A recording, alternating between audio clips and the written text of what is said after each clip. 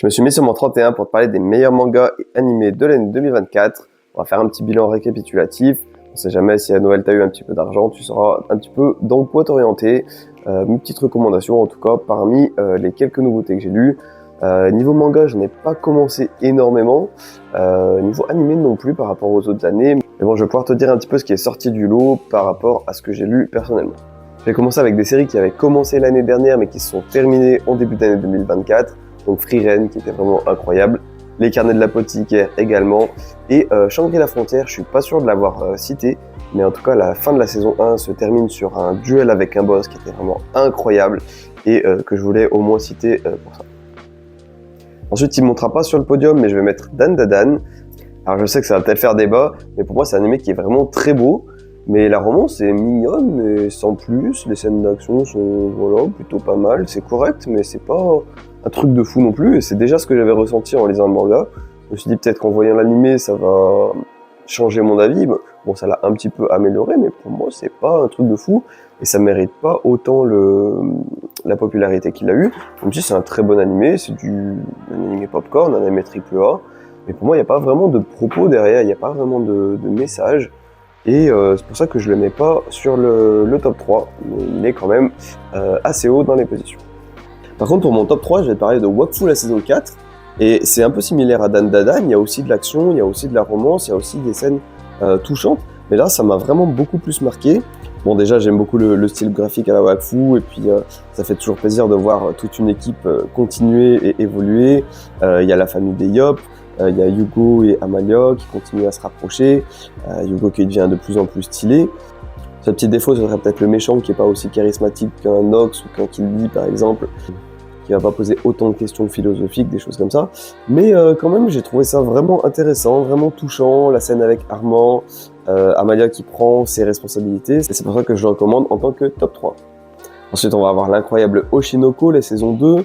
Alors au début, j'étais un petit peu sceptique sur le fait qu'on va suivre la création d'une pièce de théâtre, les répétitions, les choses comme ça. Je me suis dit, c'est pas trop mon truc, je sais pas trop si je vais accrocher.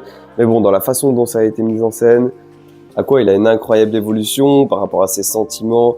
Il arrive petit à petit à se détacher de la vengeance. On a aussi Kana qui, pendant un moment, essaye de laisser les autres briller, puis finalement qui revient avec sa fougue incroyable, qui est vraiment spectaculaire.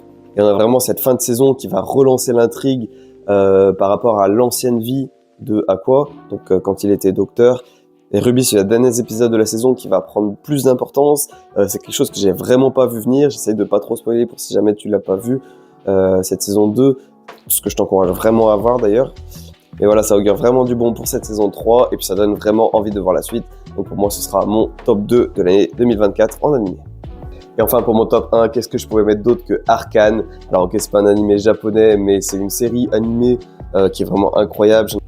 J'en ai pas parlé sur la chaîne au moment où c'est sorti, parce qu'il me fallait un petit peu le temps de le digérer, tout ça. Je préfère faire des critiques un petit peu plutôt à froid. Mais c'est une série qui est pas parfaite, il y a quelques petits points faibles, notamment la relation entre Jace et Mel qui a été complètement zappée, la fin qui est un petit peu brouillonne, qui aurait peut-être mérité 1 voire 2 épisodes de plus.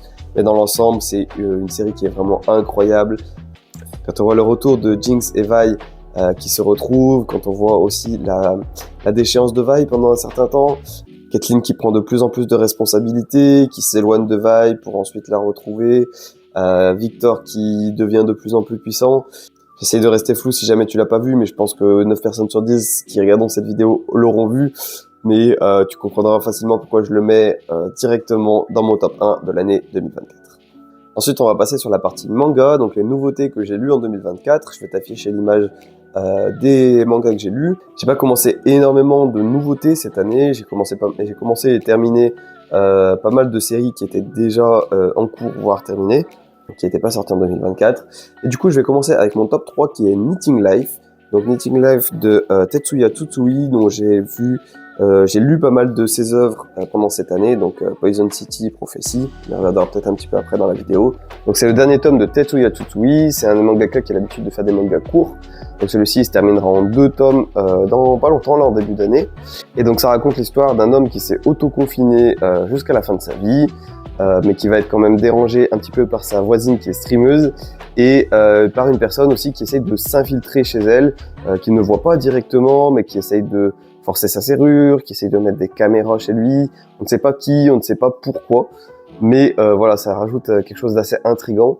Et derrière, on a aussi une critique du travail et de la société japonaise que j'ai beaucoup aimé, qui nous permettent de savoir comment il en est arrivé à vouloir ne plus jamais sortir de chez lui, qu'est-ce qui l'a poussé à faire ça, parce que c'est quand même pas rien de faire cette décision. Et pour ça, je voulais le recommander dans ma position de top 3. En plus, c'est pas long à lire, donc je le recommande vraiment. Ensuite, j'ai vraiment hésité entre la première et la deuxième place, mais du coup, je vais la donner à Sifendir Chronicles. Donc, du coup, c'est une histoire qui se passe dans le monde de Radiant. Et comme tu sais, Radiant compte parmi mes mangas préférés.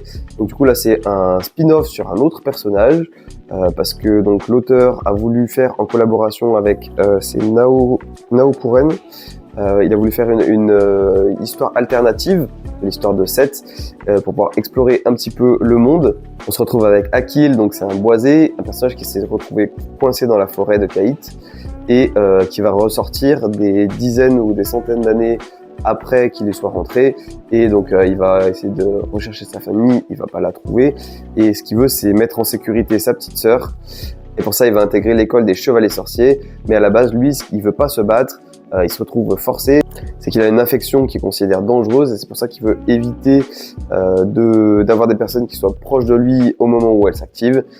Ça va nous permettre de voir une autre armure de Merlin, autre que celle qu'on avait vue dans la série principale.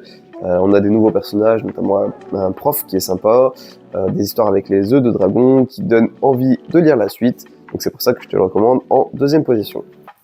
Et enfin, ma plus belle découverte de 2024, c'est quelque chose que j'attendais pas du tout, c'est Mission in the Apocalypse.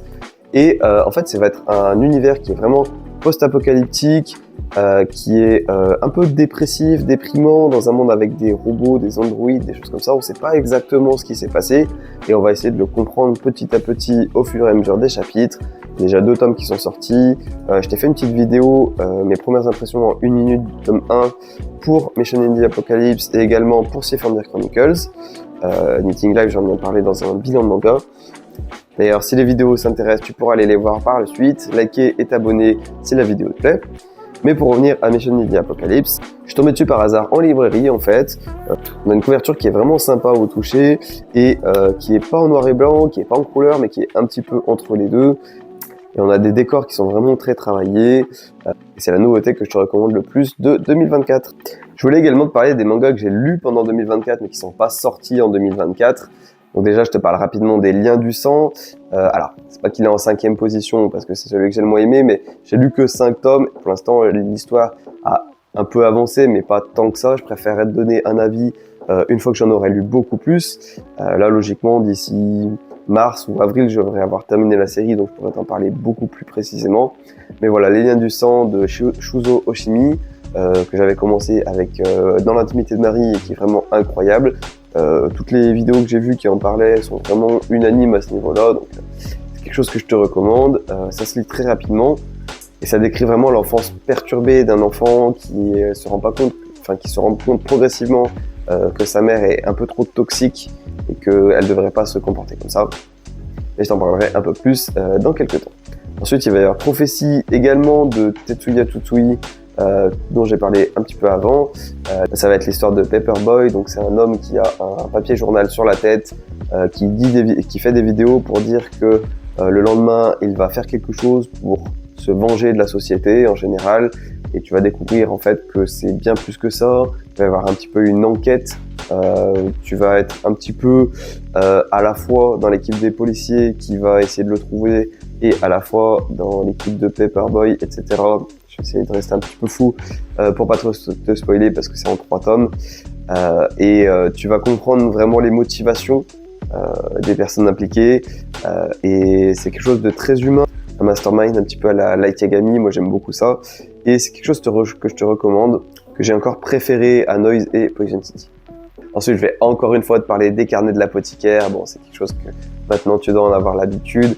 J'ai continué, j'ai rattrapé l'apparition française, donc là je suis au tome 13 et c'est vraiment toujours aussi bien, toujours les petites enquêtes avec le dessin de Neko Kurage qui est vraiment cool. On a de l'évolution, ça stagne pas, c'est ça qui est bien. C'est qu'on va toujours vers certains points où l'auteur veut nous amener. C'est pas juste on fait notre petite enquête, c'est indépendant du reste, et puis voilà, et on passe à la suivante. On apprend des choses petit à petit, on apprend un petit peu des secrets, notamment un qui va être bientôt révélé dans la saison 2, qui va bientôt sortir. Et c'est pour ça que je voulais forcément en parler, même si j'en ai déjà parlé dans le bilan de cette année, en manga, en animé, dans le bilan de l'année dernière.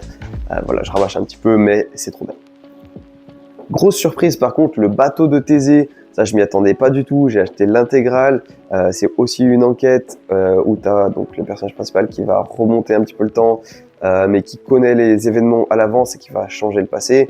On peut se dire c'est un petit peu classique, mais ça a vraiment bien marché. Au niveau de l'ambiance, elle est juste incroyable. T'as le pack collector qui est sorti, moi je me suis acheté avec les 9 ou 10 tomes il me semble. Vraiment c'est mon gros conseil de l'année. Si t'aimes un petit peu les enquêtes, ça se passe dans la campagne japonaise, un petit peu comme Noise aussi. Moi j'ai vraiment adoré, donc je te le recommande à 100%. Et enfin j'ai terminé Beastars la partie 2, donc la partie on va dire après la vie lycéenne, donc c'est-à-dire quand il rentre dans la vie active. Donc Legolas va se confronter plus au marché noir, il va rencontrer le Beastar officiel, on va en savoir beaucoup plus sur le passé de Legoshi qui est vraiment passionnant, les problématiques qu'il a rencontrées quand il était petit, et c'est vraiment quelque chose que je te recommande de fou. En plus il y a la saison 2, je l'ai pas encore vue parce que normalement elle doit être sortie sur Netflix au moment où je tourne la vidéo. Je doute pas que ça doit très bien adapter le manga, et ça fait partie des recommandations que je voulais te faire. C'est vraiment très bien. Alors après, je sais pas trop ce que Beast Complex va donner, j'ai pas regardé du tout d'avis. Il y a aussi Sanda, il me semble que c'est la nouvelle histoire de Paru Inagaki, donc la dessinatrice, qui parle d'un Père Noël un peu désabusé. J'ai pas trop regardé exactement, que je me renseigne à l'occasion. Si jamais tu as des avis, dis-moi dans les commentaires directement. D'ailleurs sur tous les mangas que je t'ai donnés dans la vidéo. Tu peux également me donner ton top 3 animés, top 3 manga de l'année 2024. Quant à moi, je te souhaite une très bonne fête de fin d'année et je te dis ciao, à la prochaine.